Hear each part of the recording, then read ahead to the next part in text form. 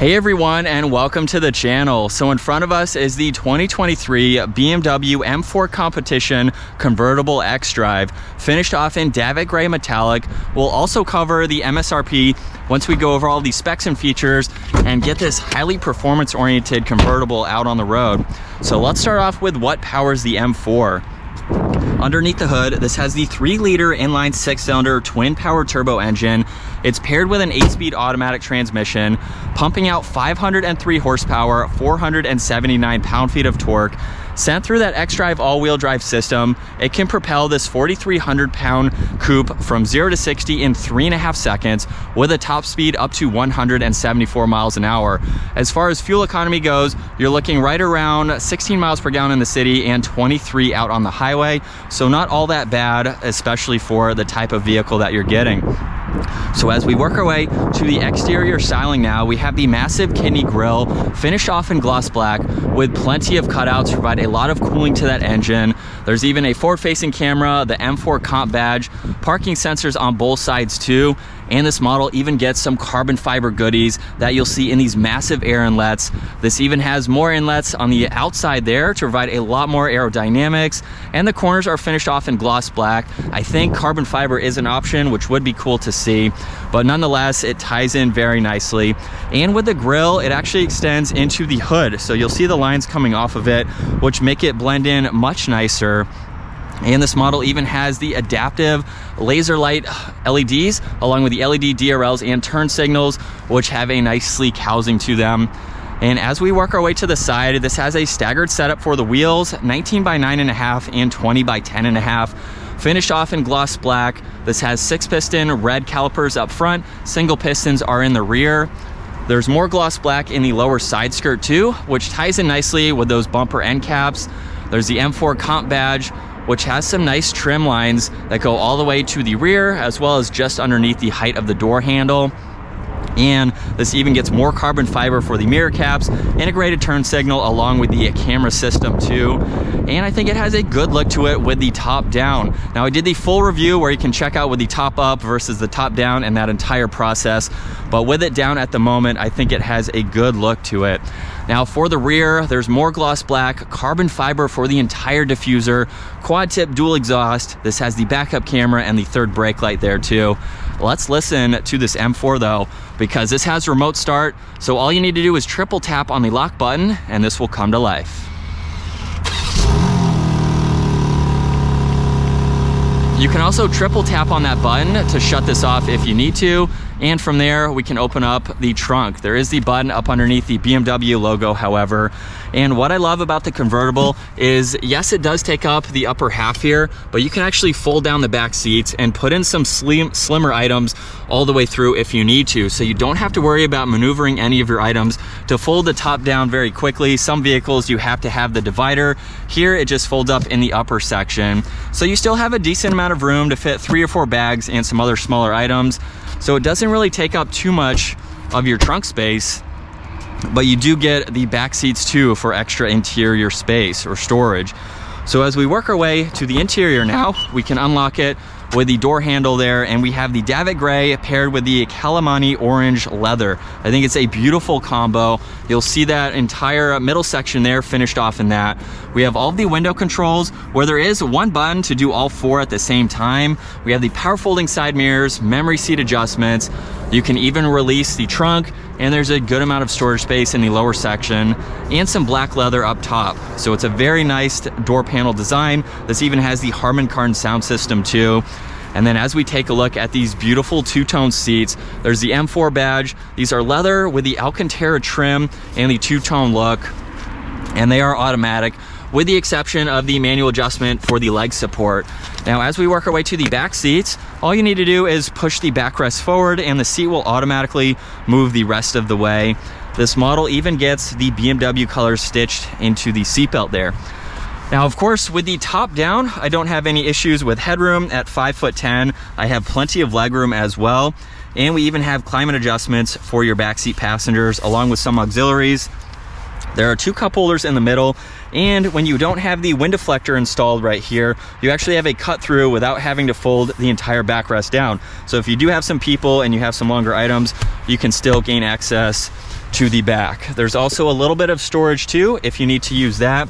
And at 5'10", I really don't have any issues with the top up. If you see the full review I did, you will get a better angle at that. But now with that seat moving back, we can hop into the front seats here and fire this back up. And from here, we are going to start with the top. So just by pulling on that, you can see this process from this angle. It's kind of a slow process, but you can do this while moving as well, which is nice. It doesn't hinder you to just be in park. And from there, all 4 windows will go up, which is very, very nice.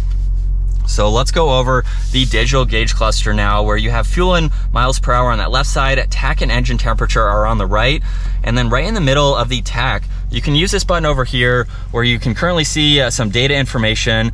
There's also a PSI and the temperature for the tires. Once the vehicle is warmed up, those will appear, of course. You have some other vitals that you can monitor, even the horsepower and torque figures.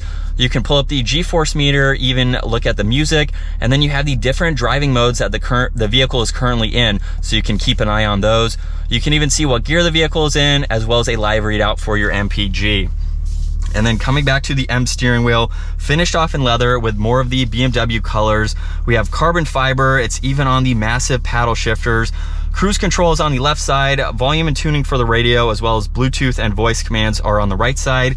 And we even have M1 and M2, which will change those driving modes, so that way you have quick shortcuts to be able to do that. On the left side, a little bit of storage if you want to place some items there, all of the headlight and dimmer switches. This even has a head-up display. It shows miles per hour and the speed limit sign. However, you can change that with M mode.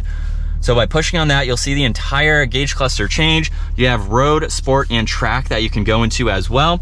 And then the head-up display will show the entire tach. So it's pretty awesome to have that adjustability. And then right in the middle, we have the touchscreen system, where on the home setting here, you have navigation, media, and phone. You can go into your setup, look at some data, and you have a compass too. And then on this left side, you can go through some further information like your phone and media, pull up the navigation, and then you can go into car, where you have a lot more info to go through. Using this dial down below now, we can look at the sport displays. So that will show you some of this information. If you'd like to drive this spiritedly, you can monitor all of that.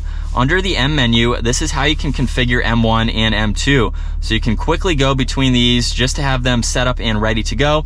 That way, with the push of a button, you can drive as needed. There's also vehicle status, where you can go through some more vitals. You have settings that you can go into, where there's a lot. You can scroll through all this information just depending on how you'd like to have this set up. And then you have driver profiles, owner's manual, even Apple CarPlay and Android Auto, with some other apps that you can go through, again, just depending on what you need to see. Now there's more brushed aluminum underneath that, and another LCD screen for all of the climates. So this does have a dual zone system. You have all of those controls, even the heated and ventilated seat buttons on both sides. So just by pushing on the one button, you can configure all of that depending on which one that you would like to use.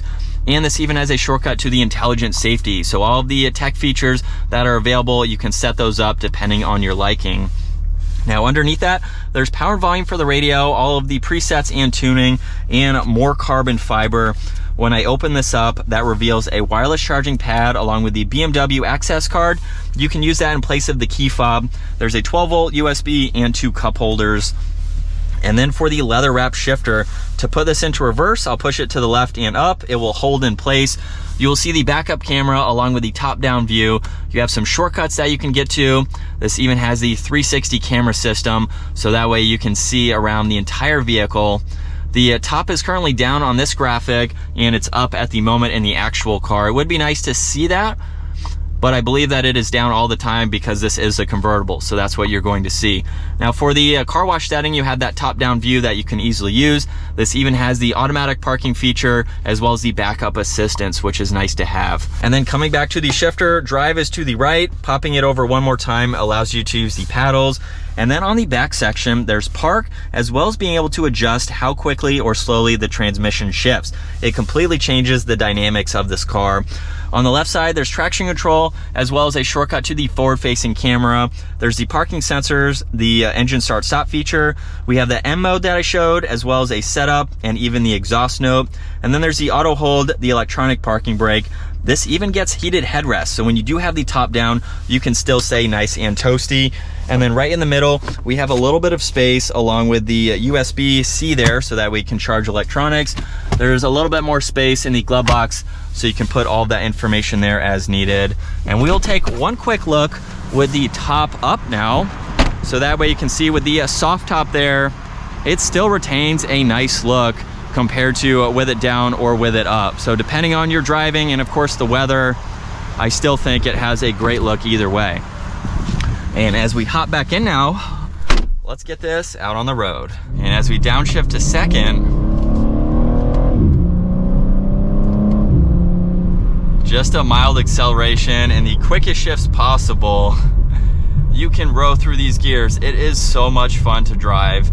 I think this is one of the best sports cars that you can drive and buy because of all of the configurations, depending on the driving mode that you want. If you want it to be loud, if you want it to be quiet, how quickly you want the shifts to happen. There are so many different settings to make this not only a great daily driver. I can push on a button here and it gets quieter, it's more refined. Not to say it's not more refined when you have everything in Sport Plus, but you understand, you know, being a BMW, you can just drive it like normal. So if you just feel like, you know, going point A to point B, you have a nice relaxing place to be. And then when you want, you have a nice spirited driving place to be, where you can even pull up the information here that I mentioned earlier for the driving info. Look at these sport displays. So for 110 grand, I would honestly opt for the coupe. That's just my personal taste. But if you want the convertible, man, do you get a fun driving car for the money. Woo! It is definitely a blast to drive. Now, as we make a U-turn here, I believe it's around 30 miles an hour, we should be able to start activating the convertible top. And while we wait for some traffic, we can quickly put this down. So you could do this at a stoplight or like what I'm doing right now, and it takes a little bit of time, but I wouldn't say it's that slow. When it is done, I can just push on this one button now to put all of the windows up, because with the wind, just for some audio purposes today, we will have them up. And obviously you can have all of the windows down if you want that top-down experience for sure. And we can hear that exhaust. Definitely has a good sound to it. Hopefully you can hear it. It's not crazy loud, but with the top down, it definitely opens it up a little bit more. I think this would be very fun to drive in the mountains. Hearing that exhaust rip, if you put on an aftermarket exhaust, you could hear it a lot more. And as far as the top-down experience goes, with the windows up at the moment, it's very composed feeling. Going 45 miles an hour, it's not all that bad. I can put my heated headrest on to be a little bit more comfortable if I want to. And then with the windows down, of course, you're gonna get all that wind for that top-down experience that you're looking for. So honestly, it's pretty composed going on these back roads here at this speed. But let's do another acceleration though with the top down. See if we can hear that exhaust a little bit better.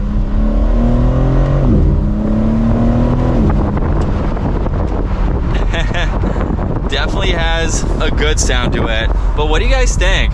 Six-figure car, everything is what you would expect as far as the materials go and just how it drives. We've done a lot of M4 comp videos, so you can check out more of those to get more of our feels, but this is probably top 2 on my list, that and the F-Type, for a convertible, performance-oriented vehicle. This one being more practical with the space that you do get, but it's a sweet vehicle. I love the color combo. Definitely very nice. But I think that's going to wrap it up for this 2023 BMW M4 Competition Convertible. Once again, a huge shout out to Hendrick BMW Northlake for providing this convertible for me today. Check out their website, that link is down below. Give the video a huge thumbs up if you enjoyed it, and smash that subscribe button so you don't miss out on our daily uploads. I'll see you all in the next video.